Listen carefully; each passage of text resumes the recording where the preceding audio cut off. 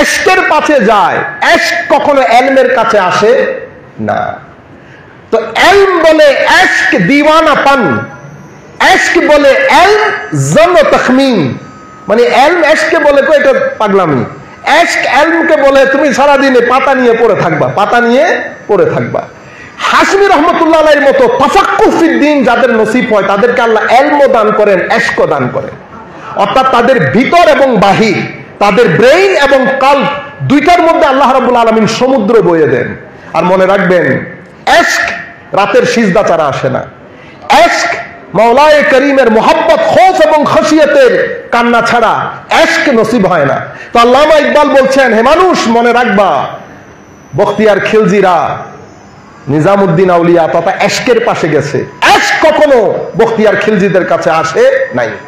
মনে রাখবেন, সব সময় মানুষ এশকের মুখী, হুকুমত হোক অথবা এলম হোক। বাদশাহ আকবর জুতা খুলে এশকের পাশে গেছে, কোথায়? হযরতে খাজা আজমেরের দরবারে। তো সব সময় আমরা এশক মুখী, তো বলা হচ্ছে এলম हमेशा एश्क के पास जाते, एल्म एश्क कभी एल्म और हुकूमत के पास नहीं आता। তো আল্লাহ যখন কাউকে তাফাক্কুহ ফিদ্দীন নসিব করেন তখন আল্লাহ রাব্বুল আলামিন তাকে এলম দান করেন, এশক দান করেন। তো হুজুর করিম সাল্লাল্লাহু আলাইহি ওয়াসাল্লাম ইরশাদ করেছেন, ওয়াজাহাদাহু ফিদ দুনিয়া ওয়া বাসসারাহু উয়ুবাহ। আল্লাহ রাব্বুল আলামিন যখন কাউকে পছন্দ করেন তাকে দুনিয়ার মধ্যে জুহুদ দান করেন। জুহুদ কি? জুহুদ হচ্ছে তারা দুনিয়ার মানুষের সাথে থাকে, সবার সাথে থাকে, কিন্তু দুনিয়া তাদের ভিতরে থাকে না। তার মানে তাদের ভিতরে লোভ লালসা থাকে না, তাদের ভিতরে বড় ছোট ফারাক থাকে না, তাদের দৃষ্টি কখনো কারো পকেটের দিকে যায় না। এদিক এই জিনিসটাকে রাসূল করিম সাল্লাল্লাহু আলাইহি ওয়াসাল্লাম আরো দারুণ করেছেন। এক সাহাবী জিজ্ঞেস করেছেন, ইয়া রাসূলুল্লাহ সাল্লাল্লাহু আলাইহি ওয়াসাল্লাম, এমন কিছু বলেন যেটা করলে মানুষও ভালোবাসবে, আমাকে আল্লাহও ভালোবাসবে। দেখছেন কত ইজি ছিল ওনাদের কাছে। আমার নবী বলছেন, আচ্ছা ইজহার ফিদ দুনিয়া ইউহিব্বুকাল্লাহ, দুনিয়ায় থাকবে, দুনিয়া তোমার ভিতরে রাখবা না, আল্লাহ ভালোবাসবে। ওয়াজহার ফিমা আইদিন নাস ইউহিব্বুকান নাস, মানুষের সাথে থাকবে, কখনো মানুষের পকেটের দিকে চোখ দেবে না, মানুষ তোমাকে ভালোবাসবে। এত সিম্পল একটা বিষয়। তো হুজুর করিম সাল্লাল্লাহু আলাইহি ওয়াসাল্লাম এই হাদিসের মধ্যে বলছেন, যাকে আল্লাহ পছন্দ করেন তাকে আল্লাহ জুহুদ দান করেন। জুহুদ যাকে আল্লাহ দান করেন সেই ব্যক্তির কাছে বড় ছোট সব এক ধরনের হয়ে যায়। কালো সাদা, বড় ছোট, এগুলার মধ্যে সে ফারাক করে না, সবাই তার কাছে সম্মানী হয়। কখনো কেউ তাকে ইমপ্রেস করতে পারে না পাওয়ার দিয়ে, টাকা পয়সা দিয়ে, কেউ তাকে ইমপ্রেস করতে পারে না, কেউ তার ভিতরে রোগ তারি করতে পারে না। তখন তার ভিতরে বড় ছোট সব সমান হয়ে যায়। এরপরে ওয়াবাসসারাহু উয়ুবাহ, উনি মানুষের দোষ না, উনি নিজের মনিটর করেন। গতকাল গত সপ্তাহে আমার মধ্যে কি কি ভাইরাস এসেছে, নিজের ভাইরাসগুলো ধরতে পারে। তো আল্লাহ ওই সমস্ত ব্যক্তিগুলাকে নিজের দোষ নিয়ে এত বেশি বিজি করে দেন, পরের দোষ দেখার সুযোগ হয় না।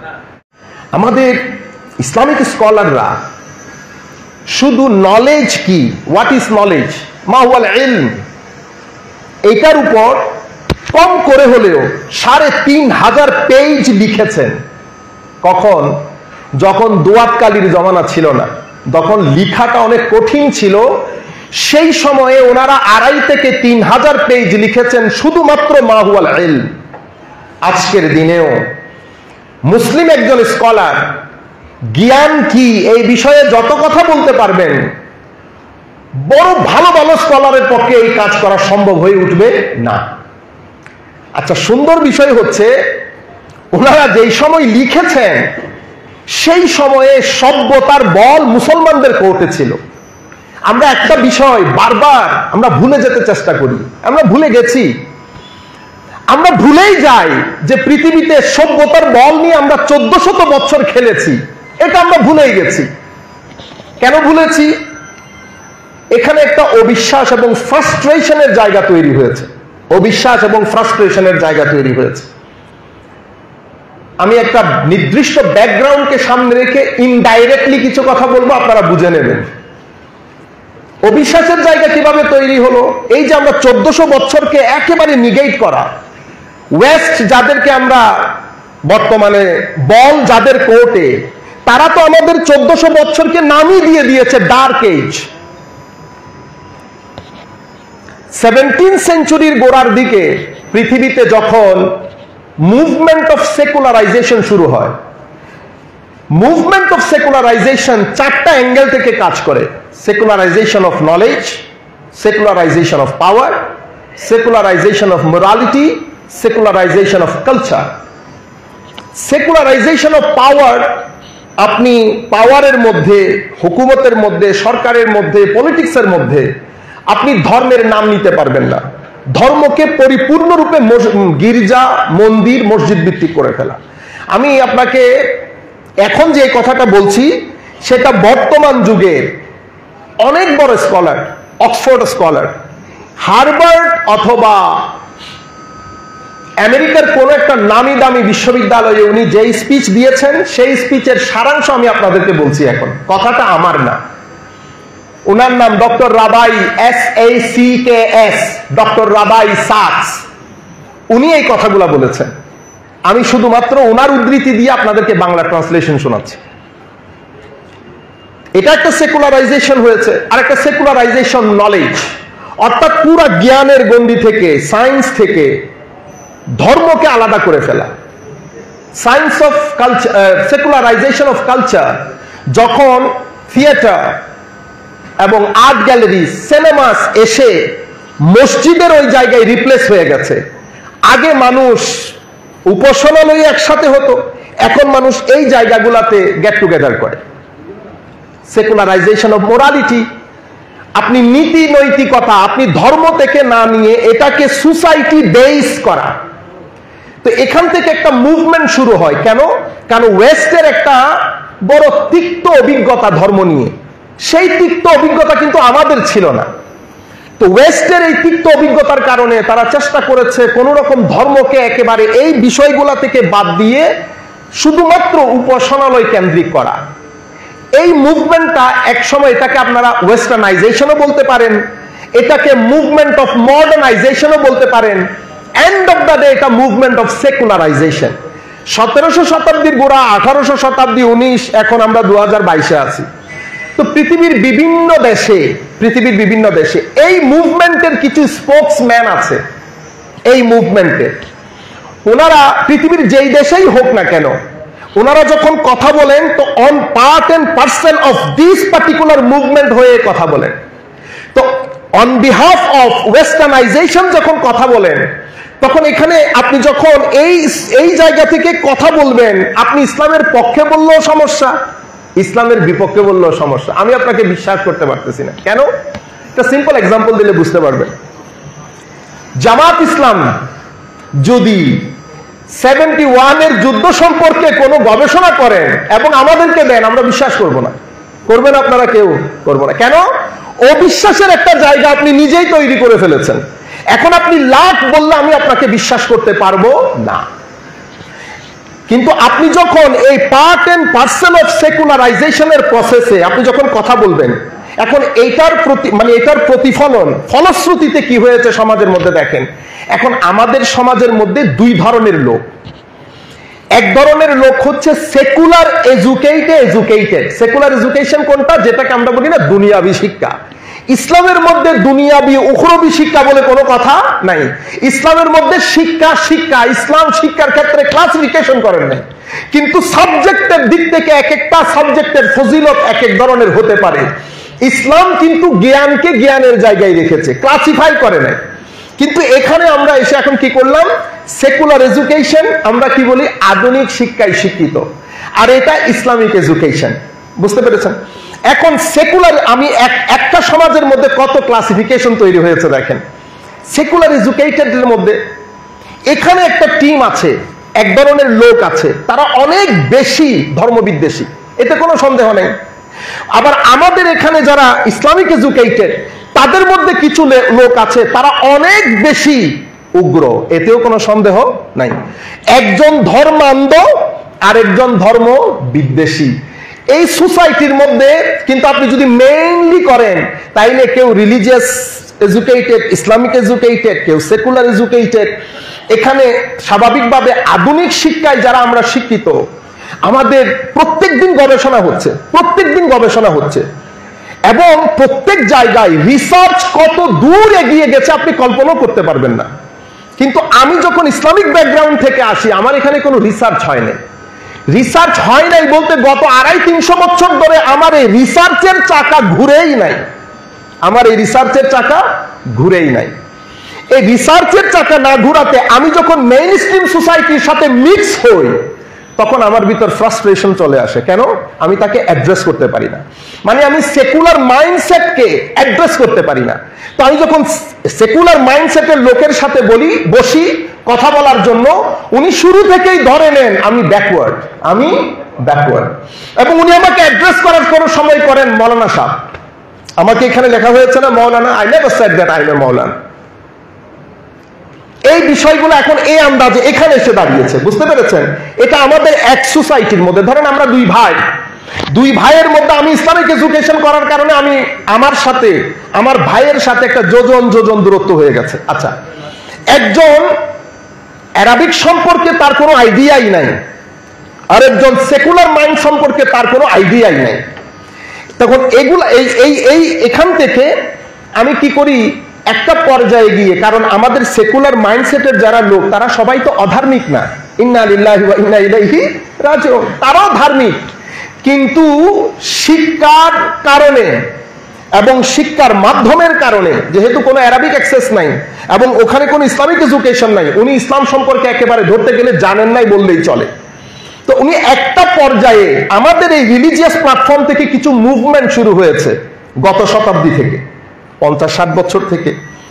কাউকে আমরা সালাফি মুভমেন্ট বলি, কিছু মুভমেন্ট আহলে হাদিসের বা এই ধরনের যত মুভমেন্ট শুরু হয়েছে আমাদের ওই প্ল্যাটফর্ম থেকে। এখন আমাদের যারা এই কি বলে সেকুলার এডুকেটেড লোক, তারা একটা পর্যায়ে গিয়ে ওখান থেকে কোনো না কোনো মুভমেন্টের ইনফ্লুয়েন্সড হয়ে যায়, কোনো মুভমেন্টের ইনফ্লুয়েন্স হয়ে যায়, জগা খিচুড়ি হয়ে গেছে। এবং এই বিষয়টা আমাদের মধ্যে এক ধরনের ফ্রাস্ট্রেশন তৈরি করেছে, এবং এই ফ্রাস্ট্রেশন আমাদের জন্য আপনি দেখেন কি পরিমাণ খারাপ একটা সময় আমাদেরকে পার করতে বাধ্য করছে কোন সমাজের মধ্যে। এবং এই পরিস্থিতিতে যখন ফ্রাস্ট্রেশন তৈরি হয়, ফ্রাস্ট্রেশন দুই ধরনের হয়, ফ্রাস্ট্রেশন একাডেমিক ফিল্ডে হয়, ফ্রাস্ট্রেশন স্পিরিচুয়াল ফিল্ডে হয়। যখন আপনি মানসিকভাবে ভিতর থেকে আপনি ফ্রাস্ট্রেটেড হবেন, আপনি নামাজে কনসেন্ট্রেট করতে পারবেন, আপনার নামাজের মধ্যে খুশু এবং খুদু মিস হবে, আপনি নামাজ বসবেন আর উঠবেন, আপনি মূল বিষয়গুলো মিস করে যাবেন। আর একাডেমিক ক্ষেত্রে যখন আপনি ফ্রাস্ট্রেটেড হবেন, তখন মানুষ কি হয় জানেন, ডিবেটমুখী হয়।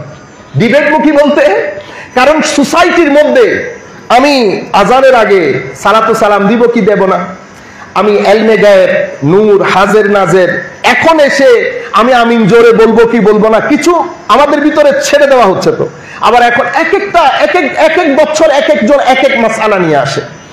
আমরা মুহররম মাসে একটা বিষয় নিয়ে ব্যস্ত থাকি, আমরা ঈদে মিলাদুন নবীতে কিছু বিষয় নিয়ে ব্যস্ত থাকি, আমরা রমজান আসলে কিছু বিষয় নিয়ে ব্যস্ত থাকি।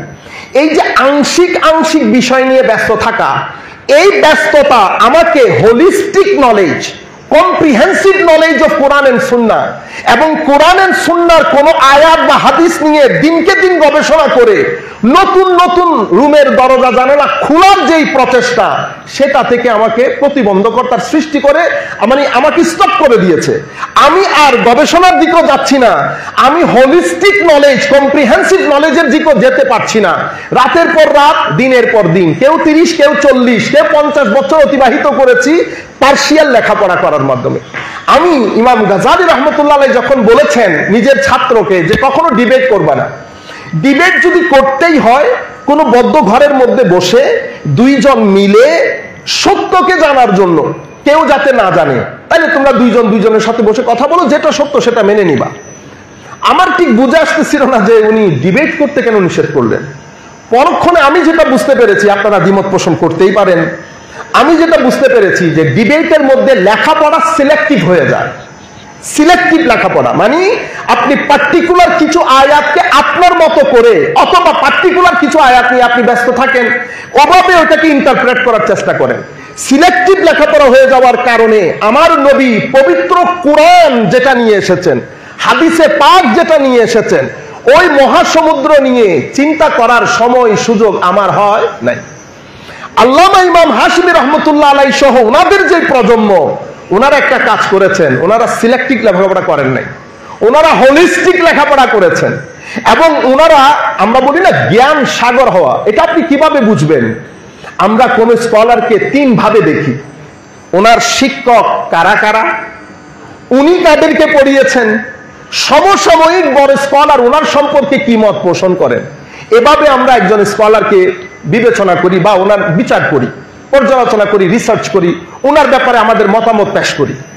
আপনি ইমাম হাশমি রহমতুল্লাহ আলাইহির শিক্ষকদেরকে দেখেন, পৃথিবী বিখ্যাত শিক্ষক, ছাত্রদেরকে দেখেন পৃথিবী বিখ্যাত ছাত্র, সমসাময়িক উলামায়ে কেরামের এক বাক্যে এক কথা ইমামে আহলে সুন্নাত, ইমামে আহলে সুন্নাত।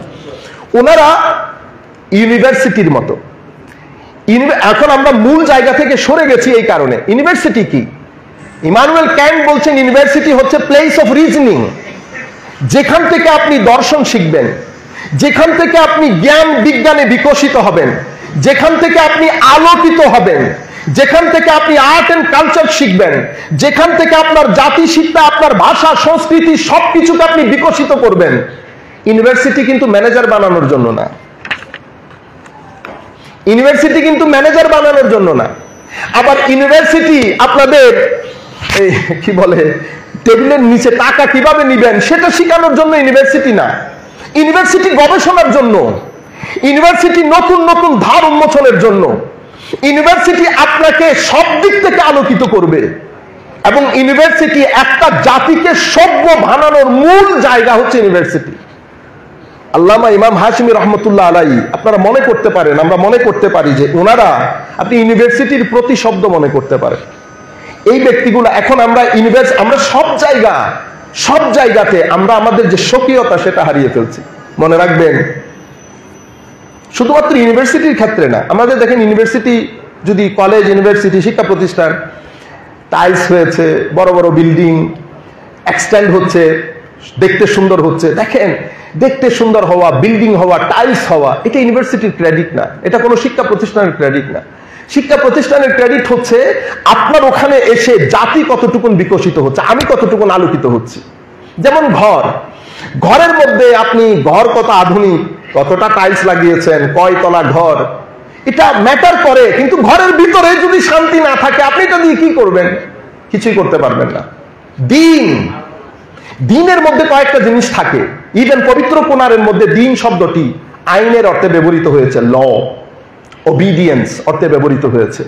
এবং এই দিন শব্দটি খুদ পবিত্র কোরআনের মধ্যে অ্যাকাউন্টেবিলিটির অর্থে ব্যবহৃত হয়েছে, ওয়ে অফ লাইফ এই অর্থে ব্যবহৃত হয়েছে। আপনি দেখেন, দিন শব্দের মধ্যে ওবিডিয়েন্স লাগবে, অ্যাকাউন্টেবিলিটি লাগবে। দিনের মধ্যে জাস্টিস এবং লফুল হতে হবে। দিন একটা ওয়ে অফ লাইফ, ব্যালেন্সড একটা ওয়ে অফ লাইফ আমাকে আপনাকে শিক্ষা দেয়। এই বিষয়গুলো যদি মিস হয়, আপনি নিজে নিজে দিনদার বলতে পারবেন না। সেই কারণে দিন থেকে দিয়ানা, দিন থেকে দাইনুনা, দিন থেকে মদিনা। কেন? দিন যখন প্রতিষ্ঠিত হয়, আপনি এই চারটা জিনিস যদি কোনো জায়গায় প্রতিষ্ঠা করতে পারেন, ওবিডিয়েন্স, অ্যাকাউন্টেবিলিটি, ল এবং ওয়ে অফ লাইফ, এটাই হচ্ছে সিভিল সোসাইটির মূল বৈশিষ্ট্য। সিভিল সোসাইটি বলতে সভ্য সোসাইটি, সভ্য সমাজ। সভ্য সমাজের মূল বৈশিষ্ট্য হচ্ছে এগুলা: সুবিচার, সুবিবেচক হওয়া, পরোপকারী। এই তাবৎ বিষয়গুলা দিনের মধ্যে আছে। দিন এই চারটা অর্থে পবিত্র কোরআনের মধ্যে ব্যবহৃত হয়েছে। দিন যখন এই চারটা বিষয় নিয়ে কোন সমাজের মধ্যে প্রতিষ্ঠিত হয়, সেই সমাজকে মদিনা বলে। আমার নবী সাল্লাল্লাহু আলাইহি ওয়াসাল্লাম যখন মক্কা শরীফ থেকে মদিনা শরীফ আসলেন, মদিনা শরীফের নাম ইয়াসরিব ছিল না, তো এটা মদিনা হয়েছে। কেন? কারণ দিন তার একেবারে সকল প্রকার শাখা প্রশাখা, ডাল পালা সবকিছু নিয়ে মদিনা শরীফে, ইয়াসরিবে প্রতিষ্ঠিত হয়েছে। ইয়াসরিবে প্রতিষ্ঠা হওয়ার পর নবী করিম সাল্লাল্লাহু আলাইহি ওয়াসাল্লাম যেটা মিসাকে মদিনা তথা মদিনার সনদ, এটা রচনা করে এখানে এই চারটা জিনিসের ব্যাপার নিশ্চিত করেছেন। যখন এই চারটা জিনিস প্রতিষ্ঠিত হয়েছে, ওইটাকে আমরা বলি সিটি স্টেট, অথবা আমি গ্রিক ফিলসফি থেকে বলছি সিটি স্টেট, ওই ল্যাঙ্গুয়েজকে ইউজ করছি, পরিভাষাকে। তো আমি আপনাদেরকে বলতে চাচ্ছি, যখন সিটি স্টেট প্রতিষ্ঠিত হয়েছে, সিভিল সোসাইটি হয়েছে, তো সিভিল সোসাইটি হওয়ার কারণে এটাকে আমি মদিনা বলছি। এটা মদিনা, কারণ দিন থেকে মদিনা, দিন থেকে দাইনুনা, দিন থেকে দিয়ানা। আর ওই সিভিল সোসাইটির মধ্যে একটা সুষ্ঠু সংস্কৃতি থাকে, এটাকে তামাদ্দুন বলে। এই তামাদ্দুনও দিন শব্দ থেকে উদ্ভূত। এবং এই তাবৎ বিষয়গুলো আপনি আরো দেখেন সমাজের মধ্যে, আপনি আমাদের কোরআন সুন্নাহ এই দিন, আমি যা কিছু আপনাদেরকে বলছি পুরা সমস্ত শিক্ষা দীক্ষা যদি আপনি সামারাইজ করতে যান, তো ইসলামের মধ্যে কিছু ডুস আছে, কিছু ডোন্টস আছে। কিছু আমি করব, কিছু আমি করব না। যা আমি করব তা যদি আমি 4টা ওয়ার্ডে বলি, তো ইসলাম আপনি একেবারে কোরআন শুরু থেকে শেষ পর্যন্ত, আমার নবী সাল্লাল্লাহু আলাইহি ওয়াসাল্লামের সুন্নত, আপনি 2-4টা জিনিস পাবেন যেটা ইসলামের আপনি মনে করতে পারেন যে summary of the holistic education, holistic lessons given by the holy prophet সাল্লাল্লাহু আলাইহি ওয়াসাল্লাম through the channel of Quran or Sunnat রাসূল সাল্লাল্লাহু আলাইহি ওয়াসাল্লাম। একটা হচ্ছে আদল, ব্যালেন্স প্রতিষ্ঠা করা, সুবিচার যেটাকে আমরা বলি। এরপরে হক, যেখানেই যাব আমার মধ্যে যাতে মিথ্যা বিষয়টা না থাকে, মানে আমি যেন রিয়ালিস্টিক কথা বলতে পারি, সত্যবাদিতা। এরপরে এহসান, এহসান মানে আমার মধ্যে হয় না, মানে একটু পোলাইটনেস থাকা, একটু আমার সাথে কে কি ব্যবহার করেছে না করেছে ডাজন্ট ম্যাটার, কিন্তু আমি মানুষের সাথে সদ্ব্যবহার করব। আরেকটা বিষয় হচ্ছে তাকওয়া। তাকওয়া আমরা সবসময় শুনি, কিন্তু তাকওয়াকে হুজুর করিম সাল্লাল্লাহু আলাইহি ওয়াসাল্লাম এক্সটেন্ড করতে করতে এতদূর পর্যন্ত করেছেন। এক সাহাবী উটকে খাবার দেয় নাই, খাবার না দেওয়ার কারণে হুজুরে করিম সাল্লাল্লাহু, আপনারা জানেন লম্বা কাহিনী, তো আমার নবী যখন উটের কাছে গেছে, উট বলছে ইয়া রাসূলুল্লাহ সাল্লাল্লাহু আলাইহি ওয়াসাল্লাম, আমি যখন মানে জোয়ান ছিলাম তারা আমার কাছ থেকে কাজ আদায় করতো, খাওন দাওয়ানো ভালো করে দিত। এখন আমি একটু বৃদ্ধ হয়ে গেছি, কাজটা ভালো করে করতে পারি না, তারা আমাকে খাওন দাওয়ান ভালো করে দেয় না। এটা শোনার পরে আমার নবীর চেহারা মুবারক পরিবর্তন হয়ে গেছে। আমি কিন্তু উটের কথা বলছি, মানুষের না, উটের কথা বলছি, মানে উট আমার নবীর সাথে কথা বলছে। তো সিম্পল একটা গৃহপালিত পশু, তাকওয়ার ব্যাপারে আমার নবী তাকওয়াকে কোথায় এক্সটেন্ড করে নিয়ে যাচ্ছেন দেখেন। আমার নবী ওই সাহাবীকে ডেকে বলছেন, তোমরা এই নির্বাক কথা বলতে পারে না এমন একটা পশুর সাথে যে বিহেভ করছো, এটার ব্যাপারে তোমাদের তাকওয়ার খেয়াল করার দরকার ছিল। তাকওয়াটা কোথায় নিয়ে চলে গেছে? আমরা এই তাবৎ বিষয়গুলা রেখে আমরা আমাদের জীবন যদি পরিমাপ করে দেখি এই প্যারামিটারের আলোকে, আমরা কোথায় গিয়ে পড়ি? আমরা আমাদের মূলের দিকে ফেরত আসতে হবে। আমরা বোধহয় চাকচিক্যে, ইভেন দেখেন, ধরেন আমি এখন ভালো কাপড় পরি, 2,5-3 হাজার টাকার পাঞ্জাবি, 2,5-3 হাজার টাকার পায়জামা, 10,000 টাকার জুতা, আপনি পরেন, এবিলিটি আছে আপনি পরেন, কিন্তু আমার ওই অন্তরের মধ্যেই যদি শান্তি না থাকে, তো এগুলা করে আমার লাভ কি? ঘরের মধ্যে শান্তি নাই, ফিউচার কি? আমার নিজের মধ্যে শান্তি নাই, আমার ফিউচার কি? আমি যেটাকে দিন মনে করছি, কিন্তু আমি যদি দিনের ভিতরে ঢুকে দেখি, আমি দেখছি আমি যেটাকে দিন মনে করছি সেটা দিনের বাহ্যিক বিষয়, ভিতরের ওখানে।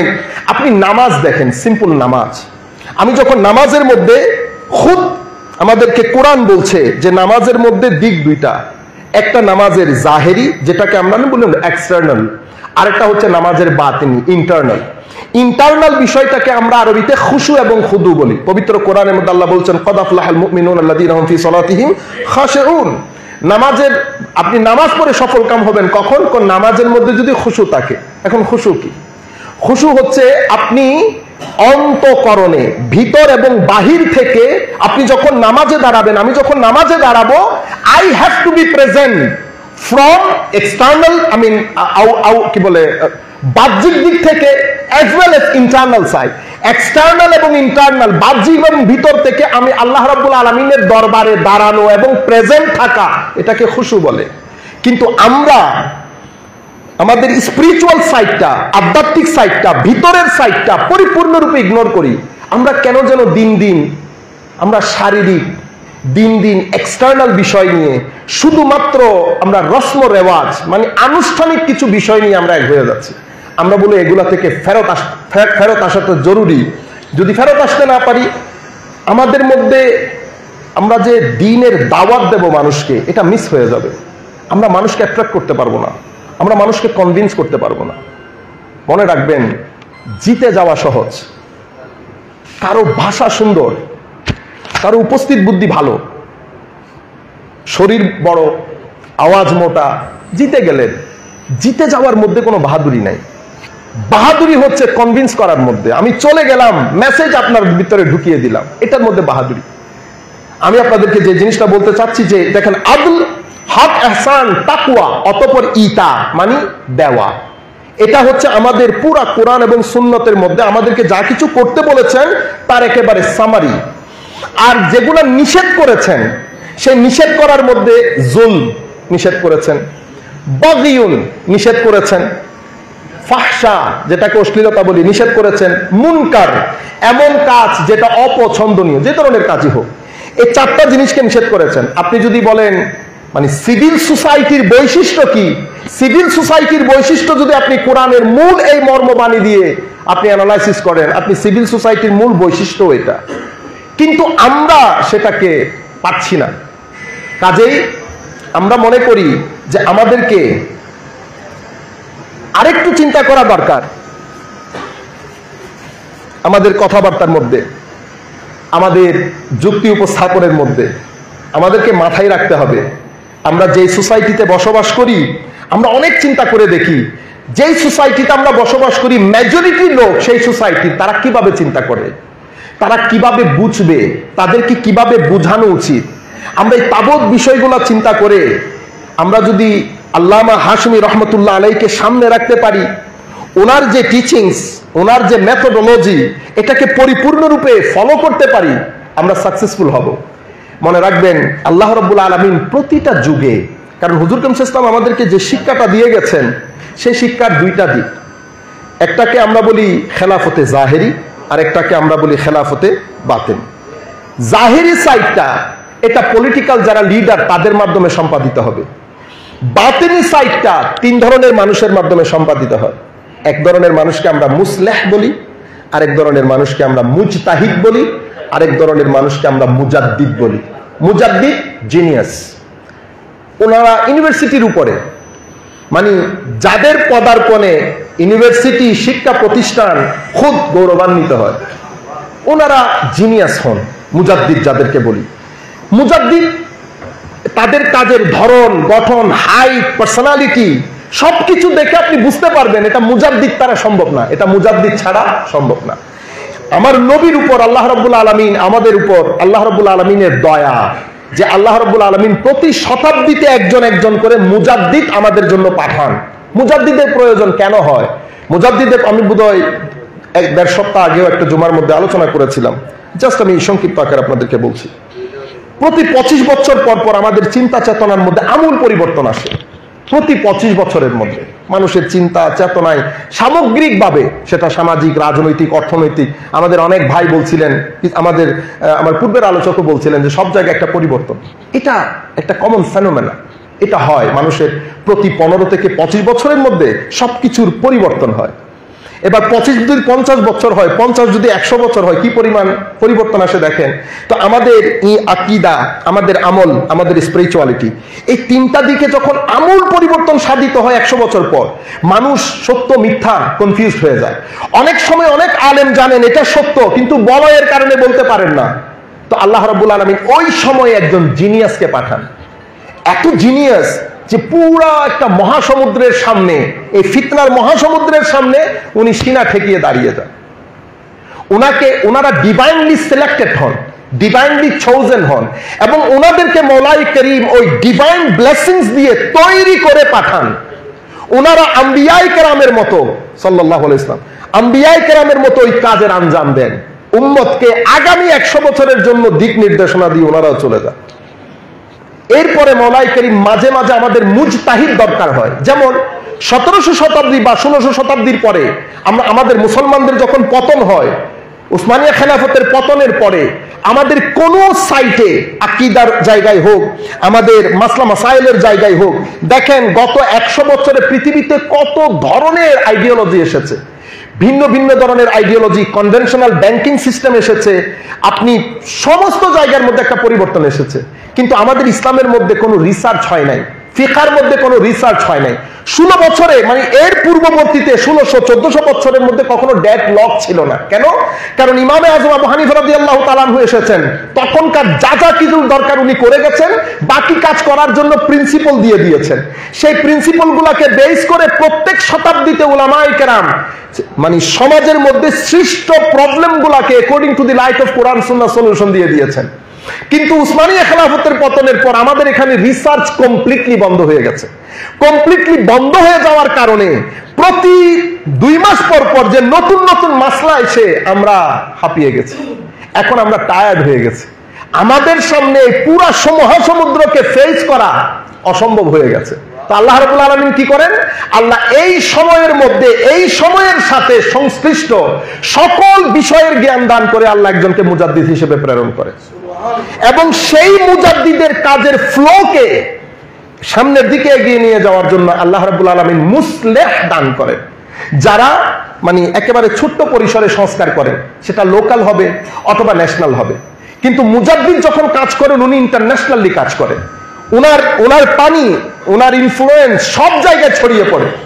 তো আল্লাহ রাব্বুল আলামিন, আমি আমার কথার সূত্র ধরে আল্লামা হাশিমি রহমতুল্লাহি আলাইহির মতো যারা ব্যক্তিত্ব, আপনি মনে করেন এমনিতে চলে আসছেন, এমনিতে আসেন নাই, ওনারা সিলেক্টেড।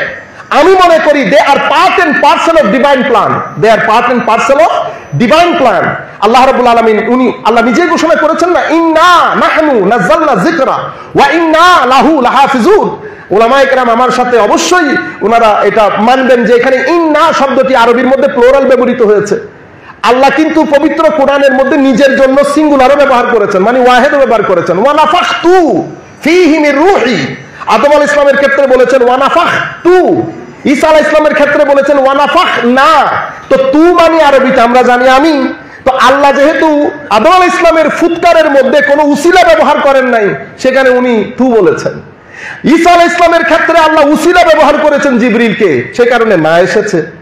এখন আমি যখন চিন্তা করছিলাম যে মাওলা তুমি এখানে তুমি নিজে সংরক্ষণ করছো কোরআন ইসলাম, এগুলাকে তুমি, এটা তোমার গ্যারান্টি, এটা divine guarantee that they will be protected by Allah almighty. কিন্তু এখন প্রশ্ন হচ্ছে মাওলা করবে তুমি, কিন্তু তুমি বলছো ইন্না, নিশ্চয়ই আমরা। তো আমরা কেন বলেছেন? কারণ আমাদের মধ্যে আল্লাহ রাব্বুল আলামিন আমরা বলে মাওলা যাদেরকে যেই শতাব্দীতে উসিলা হিসেবে ব্যবহার করবেন, মাধ্যম হিসেবে ব্যবহার করবেন, এই প্রত্যেকটা আল্লাহ রাব্বুল আলামিন ইন্নার মধ্যে জায়গা করে দিয়েছে। তারা মিন দুনিল্লাহ কিন্তু তারা হিজবুল্লাহ, তারা মিন দুনিল্লাহ কিন্তু তারা হিজবুল্লাহ। আমাদেরকে এটা মাথায় রাখতে, আমরা জানি মিন দুনিল্লাহ, আমি মান্তিকের প্ল্যাটফর্ম থেকে কথা বলছি না, জেনারেলি স্পিকিং তারা হিজবুল্লাহ। তো এখানে আল্লাহ রাব্বুল আলামিন এই ইন্নার মধ্যে ইমাম হাশিমি রহমতুল্লাহ আলাইহি ওই ইন্নার মধ্যে রয়েছেন। নতুবা এই ছোট্ট একটা সিনার ভিতরে এত জ্ঞান এবং এত বড় বড় মহান ব্যক্তি প্রডিউস করা, not matter of joke, not matter of joke. কিন্তু এটা আল্লাহ রাব্বুল আলামিনের একটা ডিভাইন ওয়াদাও বটে, যে হুজুরে করিম সাল্লাল্লাহু আলাইহি ওয়াসাল্লাম ইরশাদ করে গেছেন যে আমার পরে আমার এই ধারা, আমার জ্ঞানের যারা ওয়ারিশ হবে তারা এই ধারণা এটা কন্টিনিউ করবে, তাদের মাধ্যমে এটা কন্টিনিউ হবে। সেই কারণে ইসলাম কখনো কোনো দেশে কোনো জায়গায় ডেডলকের শিকার হয় নাই। সমাজ মডার্ন হয়েছে, মডার্ন সময়ের মধ্যে ইসলাম কখনো চ্যালেঞ্জের সম্মুখীন হয় নাই। এখন যে চ্যালেঞ্জের সম্মুখীন হচ্ছে আমাদের লোকালি, ইন্টারন্যাশনালি হচ্ছে না, লোকালি হচ্ছে। কেন? কারণ আমরা বোধহয় রিসার্চ থেকে সরে গেছি। আমরা একবার চিন্তা করে দেখা দরকার, আমরা সবাই একবার বসে আমরা চিন্তা করি আমাদের বর্তমান সময়ে আমাদের যুবকদের সমস্যা কোথায়। এই সময় আমরা তাদেরকে দ্বীনের কথাটা কিভাবে বলবো। আচ্ছা, দ্বীন কেন প্রয়োজন? আপনি দ্বীন ছাড়া বাঁচতে পারবেন না, ইম্পসিবল। আপনি ধর্ম ছাড়া যদি বাঁচতো তাহলে ওয়েস্টার্ন কান্ট্রি বাঁচতে পারতো। আমরা মনে করি না অনেক ব্যালেন্সড, অনেক দারুণ একটা সোসাইটি, অফকোর্স দারুণ সোসাইটি, কিন্তু শান্তি ছাড়া। এবং আমি মনে করি যথেষ্ট কারণও আছে, আমি কোনো ভ্যাকিউম থেকে কথা বলছি না। আমি মনে করি পৃথিবীর সভ্য জগতের মধ্যে, মানে সভ্যতার ইতিহাসে খুব কম সময়ের মধ্যে কলাপস করেছে আমেরিকান বা ওয়েস্টার্ন সভ্যতা। মাত্র 200-300 বছরের মধ্যে কলাপস হয়ে গেছে। এখন যেটা বেঁচে আছে সেটা তাদের কিছু সদ্গুণের কারণে বেঁচে আছে, যেই সদ্গুণগুলো আমার নবী সাল্লাল্লাহু আলাইহি ওয়াসাল্লাম আমাদেরকে শিখিয়েছেন এবং মদিনা শরীফে আর মক্কা শরীফের তাবলীগে দিন শুরু হওয়ার পর থেকে আমাদেরকে করে দেখিয়েছেন। সেটা কি? ভদ্র হওয়া, নম্র হওয়া, সৎ হওয়া এবং উদার হওয়া, জ্ঞানী হওয়া। চরিত্র এবং জ্ঞান আমার নবী সাল্লাল্লাহু আলাইহি ওয়াসাল্লাম এই দুইটা জিনিস শিখিয়েছেন। আরেকটা হচ্ছে নিপীড়িতের পক্ষে কথা বলা, অধিকার বঞ্চিত মানুষের পক্ষে কথা বলা। সে কোন ধর্মের doesn't matter, regardless of his any identity, ethnic identity, religious identity, whatever he is, whoever he is, doesn't matter. কিন্তু নিপীড়িতের পক্ষে দাঁড়ানো। হুজুর করিম সাল্লাল্লাহু আলাইহি ওয়াসাল্লাম আমাদেরকে এটা শিখিয়েছে। আপনি যদি আমার নবী সাল্লাল্লাহু আলাইহি ইসলামের 23 বছরের ওই স্ট্রাগল এবং আমার নবী সাল্লাল্লাহু আলাইহি ইসলামের আদর্শ, আমাদের ওই আদর্শকে আমরা সামনে রেখে আমরা আমাদের নিজেদেরকে দেখি, আমরা অনেক দূরত্বে বসবাস করি। আমরা মনে হয় এই জায়গাগুলোতে কাজ করা দরকার। আপনারা জানেন, যারা বর্তমানে যাদের বয়স 12 থেকে 15 বছর, তারা অনেক কঠিন সময় পার করছে, অনেক কঠিন সময়। আমরা অনেক সময় মা বাবারা বিরক্তি বোধ করি এবং গালিগালাজ করি ছেলেদেরকে। আমাদেরকে এটা করা উচিত না। আমরা হয়তো জানিও না তারা কি ধরনের দুঃসময় পাড়ি দিচ্ছে। আমরা পৃথিবীতে একটা সুন্দর সময় দেখেছি, আমরা কিছুদিন হলেও দেখেছি, কিন্তু তাদের জন্য অসম্ভব হয়ে দাঁড়াচ্ছে ঈমান ঠিক রাখা, আকীদা ঠিক রাখা, চরিত্র, মোরালিটি, তাদের যে নৈতিক অধপতন এবং নৈতিক অধপতন হওয়ার জন্য যা যা কিছু প্রয়োজন সবকিছু তো আমরাই প্রোভাইড করছি। আমাদের এখানে তরবিয়তের অভাব দেখা দিচ্ছে এবং আমরা রিলিজিয়াস প্ল্যাটফর্ম থেকে, আমি ফর এক্সাম্পল, আপনি যদি আমার কথা বলেন, আমি আমার দায়িত্ব পালন করতে পারি নাই। আমার যে দায়িত্ব পালন করা উচিত ছিল, আমার তো ঘুম হারাম হয়ে যাওয়ার উচিত ছিল যে আমার সোসাইটির লোক, আমার সমাজের, আমার ছেলেরা, আমার ভাইয়েরা, তারা দিনের পর দিন মানে এই যে মোরাল ডিগ্রেডেশন হচ্ছে, এটা তো আমার ঘুম হারাম হয়ে যাওয়ার কথা ছিল, কিন্তু সেটা হচ্ছে না। কেন?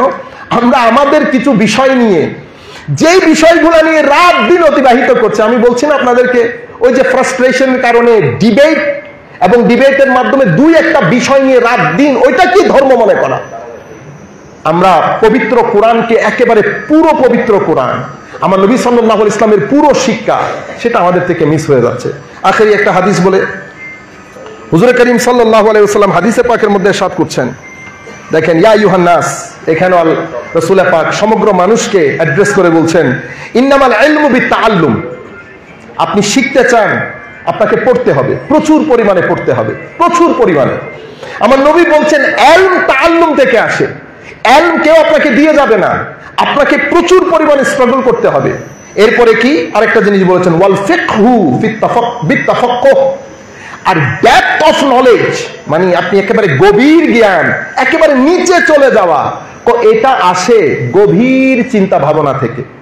এখন গভীর চিন্তা ভাবনা এবং এটা তাফাক্কুহ, তাদাব্বুরকে, কন্টেম্পলেশনকে এত গুরুত্ব দেওয়া হয়েছে, বলে যে 1000 বছরের ইবাদতের চেয়ে এটাকে উত্তম বলা হয়েছে। কন্টেম্পলেট করা কেন? কারণ অজানাকে জেনে, অজানা মানুষের সামনে রেখে তাদেরকে ওই জ্ঞানের আলোয় আলোকিত করা, এটা মহান একটা নেয়ামত, এটা মহান একটা নেয়ামত। এটাকে গবেষণা বলে। মনে রাখবেন, অনুবাদকে গবেষণা বলে না। আমি আপনাদেরকে অনুরোধ করব, যত্রতত্র আপনারা গবেষক শব্দ ব্যবহার করবেন না। অনুবাদকে গবেষণা বলে না, রচনা লেখাকে গবেষণা বলে না। গবেষণা হচ্ছে আপনি কিছু জিনিসকে জেনে অজানাকে জানা, মানে কিছু যা জানেন এটা টর্চ লাইট হিসেবে কাজ করবে, এরপরে অজানার উদ্দেশ্যে বের হবেন। আপনার এই টর্চ লাইট আপনাকে অজানার দিকে নিয়ে যাবে, অনেক দরজা জানালা আপনি খুলতে পারবেন, সেটাকে আপনার গবেষণা বলে। সেই জায়গায় আপনাকে নিয়ে যাবে। রচনা গবেষণা না, ট্রান্সলেশন গবেষণা না। আমার নবী বলছেন তাফাক্কুহ যেটা, গবেষণা যেটা, সেটা গভীর চিন্তা থেকে আসে। এরপরে বলেছেন ওয়ামান ইউরিদিল্লাহু বিহি খায়রা ইউফাক্কিহু ফিদ্দীন। আর মনে রাখবেন, আমার নবী বলছেন এই যে তাফাক্কুহ, এই যে গভীর চিন্তা, এই যে গভীর জ্ঞান, এটা আমার আল্লাহ যদি না চান আপনি পাবেন না। আর আমার আল্লাহ তাদের ব্যাপারে এটা গ্রান্ট করেন যাদেরকে আমার আল্লাহ সিলেক্ট করেন। সেই কারণে আমি বলছি, এই যে হাশমি রহমতুল্লাহি আলাইহি, ওনারা সিলেক্টেড, ওনারা part and parcel of divine plan. এই যে প্রোটেকশনের যেই গ্যারান্টি আমার আল্লাহ দিয়েছেন, সেই গ্যারান্টির মধ্যে ওনারাও শামিল আছে।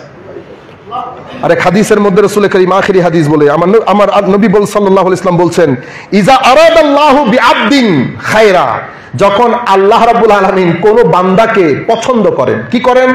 কফিহি সালাস খিলাল, তার ভিতরে 3টা গুণ থাকে। ফাক্কাহাহু ফিদ্দীন, আমার আল্লাহ তাকে গভীর জ্ঞান দান করেন।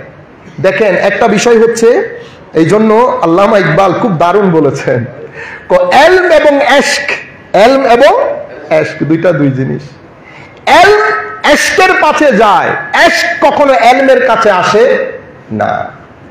তো এলম বলে এশক দিওয়ানাপন, এশক বলে এলম জন তখমিন, মানে এলম এশকে বলে এটা পাগলামি, এশক এলমকে বলে তুমি সারাদিনে পাতা নিয়ে পড়ে থাকবা, পাতা নিয়ে পড়ে থাকবা। হাশমি রহমতুল্লাহ আলাইহির মতো তাফাক্কুহ ফিদ্দীন যাদের নসিব হয়, তাদেরকে আল্লাহ এলমও দান করেন, এশকও দান করেন। অর্থাৎ তাদের ভিতর এবং বাহির, তাদের ব্রেইন এবং কাল্ব দুইটার মধ্যে আল্লাহ রাব্বুল আলামিন সমুদ্র বয়ে দেন। আর মনে রাখবেন, এশক রাতের সিজদা ছাড়া আসে না। এশক মাওলায়ে করিমের মোহাব্বত, খৌফ এবং খশিয়তের কান্না ছাড়া এশক নসিব হয় না। তো আল্লামা ইকবাল বলছেন, হে মানুষ মনে রাখবা, বখতিয়ার খিলজিরা নিজামুদ্দিন আউলিয়া তথা এশকের পাশে গেছে, এশক কখনো বখতিয়ার খিলজিদের কাছে আসে নাই। মনে রাখবেন, সব সময় মানুষ এশকের মুখী, হুকুমত হোক অথবা এলম হোক। বাদশাহ আকবর জুতা খুলে এশকের পাশে গেছে, কোথায়? হযরতে খাজা আজমেরের দরবারে। তো সব সময় আমরা এশক মুখী, তো বলা হচ্ছে এলম हमेशा एश्क के पास जाते, एल्म एश्क कभी एल्म और हुकूमत के पास नहीं आता। তো আল্লাহ যখন কাউকে তাফাক্কুহ বিদ্দীন নসিব করেন, তখন আল্লাহ রাব্বুল আলামিন তাকে এলম দান করেন, এশক দান করেন। তো হুজুর করিম সাল্লাল্লাহু আলাইহি ওয়াসাল্লাম ইরশাদ করেছেন, ওয়াজাহাদাহু ফিদ দুনিয়া ওয়া বাসসারাহু উয়ুবাহ। আল্লাহ রাব্বুল আলামিন যখন কাউকে পছন্দ করেন, তাকে দুনিয়ার মধ্যে জুহুদ দান করেন। জুহুদ কি? জুহুদ হচ্ছে তারা দুনিয়ার মানুষের সাথে থাকে, সবার সাথে থাকে, কিন্তু দুনিয়া তাদের ভিতরে থাকে না। তার মানে তাদের ভিতরে লোভ লালসা থাকে না, তাদের ভিতরে বড় ছোট ফারাক থাকে না, তাদের দৃষ্টি কখনো কারো পকেটের দিকে যায় না। এই জিনিসটাকে রাসূল করিম সাল্লাল্লাহু আলাইহি ওয়াসাল্লাম আরো দারুণ করেছেন। এক সাহাবী জিজ্ঞেস করেছেন, ইয়া রাসূলুল্লাহ সাল্লাল্লাহু আলাইহি ওয়াসাল্লাম, এমন কিছু বলেন যেটা করলে মানুষও ভালোবাসবে আমাকে, আল্লাহও ভালোবাসবে। দেখছেন কত ইজি ছিল ওনাদের কাছে। আমার নবী বলছেন, আচ্ছা ইজহার ফিদ দুনিয়া ইউহিব্বুকাল্লাহ, দুনিয়ায় থাকবে, দুনিয়া তোমার ভিতরে রাখবা না, আল্লাহ ভালোবাসবে। ওয়াজহার ফিমা আইদিন নাস ইউহিব্বুকান নাস, মানুষের সাথে থাকবে, কখনো মানুষের পকেটের দিকে চোখ দেবে না, মানুষ তোমাকে ভালোবাসবে। এত সিম্পল একটা বিষয়। তো হুজুর করিম সাল্লাল্লাহু আলাইহি ওয়াসাল্লাম এই হাদিসের মধ্যে বলছেন, যাকে আল্লাহ পছন্দ করেন তাকে আল্লাহ জুহুদ দান করেন। জুহুদ যাকে আল্লাহ দান করেন, সেই ব্যক্তির কাছে বড় ছোট সব এক ধরনের হয়ে যায়। কালো সাদা, বড় ছোট, এগুলার মধ্যে সে ফারাক করে না, সবাই তার কাছে সম্মানী হয়। কখনো কেউ তাকে ইমপ্রেস করতে পারে না পাওয়ার দিয়ে, টাকা পয়সা দিয়ে, কেউ তাকে ইমপ্রেস করতে পারে না, কেউ তার ভিতরে রোগ তারি করতে পারে না। তখন তার ভিতরে বড় ছোট সব সমান হয়ে যায়। এরপরে ওয়াবাসসারাহু উয়ুবাহ, উনি মানুষের দোষ না, উনি নিজের মনিটর করেন। গতকাল গত সপ্তাহে আমার মধ্যে কি কি ভাইরাস এসেছে, নিজের ভাইরাসগুলো ধরতে পারেন। তো আল্লাহ ওই সমস্ত ব্যক্তিগুলাকে নিজের দোষ নিয়ে এত বেশি বিজি করে দেন, পরের দোষ দেখার সুযোগ হয় না। বাহাদুর শাহ জাফর বলছিলেন যে আমি একদিন হঠাৎ করে মাথায় আসলো, আমি শুধু মানুষের দোষ দেখি। একদিন আমি চিন্তা করলাম, হাই খোদা, আমি মানুষের দোষ দেখি কেন? জব পড়া খুদ পে নজর, বাহাদুর শাহ জাফর বলছিলেন, যখন আমি নিজের দিকে নিজে দেখলাম, আমি দেখলাম আসলে দোষ মানুষের না, দোষ আমার ভিতরে। আমার চশমার মধ্যে ময়লা ছিল, সেই কারণে সব জায়গায় ময়লা নজরে এসেছে। আমি আপনাদের সকলের প্রতি আমার অনুরোধ, আমরা একটা অনেক কঠিন সময় পাড়ি দিচ্ছি। ট্রেডিশনালিটি থেকে আমরা রেশনালিটির দিকে যাচ্ছি। আমরা নর্মাল একটা ট্রেডিশনাল বিষয় থেকে ক্রিটিক্যাল একটা মুভমেন্টের দিকে যাচ্ছি। একটা ট্রানজিশন হচ্ছে সমাজের মধ্যে, আমরা এটা বুঝতে হবে। আমাদের উলামায়ে কেরামের কর্মকাণ্ড, আমাদের কথাবার্তা, আমরা অনেক আরো সচেতন হতে হবে। কাশ আমাদের কথাবার্তার মাধ্যমে আমাদের নতুন প্রজন্মের মধ্যে দ্বীনের প্রতি যেন ঘৃণার জন্ম না হয়, এবং নতুন প্রজন্ম যাতে আমাদেরকে দেখে আমরা যাতে অ্যাট্রাক্ট করতে পারি নতুন প্রজন্মকে, আমাদের পার্সোনালিটি দিয়ে, আমাদের কথাবার্তা দিয়ে। আল্লাহ রাব্বুল আলামিন আমাদের হামি ও নাসির হোক। যারা বক্তব্য দিয়েছেন সকলের জন্য দোয়া করি, বিশেষ করে হুজুর আল্লামা ইমাম হাশমি রহমতুল্লাহি আলাইহি রুহানি ফুয়ুজাত কামনা করে আমরা আমাদের আলোচনা শেষ করছি।